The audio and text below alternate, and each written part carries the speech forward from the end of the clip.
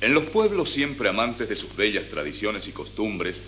encontramos muy frecuente que sus hijos, al conjuro de un arte que se nutre en la savia popular, nos entregan en pinturas descriptivas con un cálido acento musical las figuras más queridas de un pasado que es difícil de olvidar. Es por eso que hoy retorna con su fuerza y simpatía en el ritmo imitativo y en un alegre compás la lograda onomatopeya que con tanto brillo la escribiera nuestro astro de ayer, de hoy y de siempre, Félix Pérez Cardoso. Expresión juguetona y querida del tren lechero sanlorenzano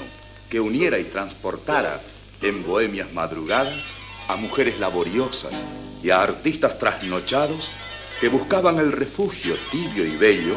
de la eterna, aromada de jazmines, siempre novia, la ciudad de la Asunción.